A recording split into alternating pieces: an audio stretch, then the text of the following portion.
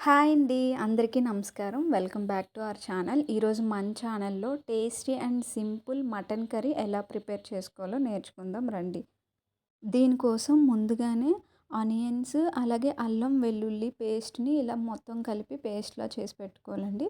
ఇప్పుడు stove on చేసి cooker పెట్టుకొని సరిపడా ఆయిల్ వేసి దానిలో 2 మీడియం సైజ్ ఆనియన్స్‌ని ఇలా సన్నగా కట్ చేసి వేసుకోవాలండి. ఆనియన్స్ ఫ్రై అయిన తర్వాత నేను ఇక్కడ ముందుగానే మటన్‌లో ఉప్పు, కారం, పసుపు కలిపి పెట్టుకున్నానండి. ఇప్పుడు ఆనియన్స్ ఫ్రై అయిన తర్వాత ఈ మటన్‌ని కూడా దానిలో యాడ్ చేసి ఒకసారి అంతా బాగా మిక్స్ చేసుకోవాలి. ఇప్పుడు ముందుగానే మనం తయారు చేసి పెట్టుకున్నటువంటి మసాలా పేస్ట్‌ని కూడా యాడ్ చేసి అంతా ఒకసారి బాగా మిక్స్ చేసుకున్న తర్వాత ఇందులో రుచికి సరిపడా ఉప్పు, కారం, అలాగే ధనియాల పౌడర్‌ని కూడా యాడ్ చేసుకోవాలి. ఇక్కడ ఉప్పు, కారాలు ఇవన్నీ కూడాను మీ టేస్ట్‌ని బట్టి అడ్జస్ట్ చేసుకోవాలండి.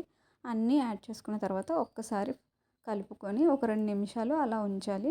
ఇప్పుడు దీనిలో హాట్ వాటర్ అనేది యాడ్ చేసుకోవాలి. ఎందుకంటే హాట్ వాటర్ యాడ్ చేయడం వల్ల ఈ మటన్ యొక్క గ్రేవీ అనేది కొంచెం థిక్‌గా వస్తదండి. అంటే లైక్ వాటర్‌గా కాకుండా కొంచెం థిక్ గ్రేవీతోని మనకి కర్రీ వస్తది.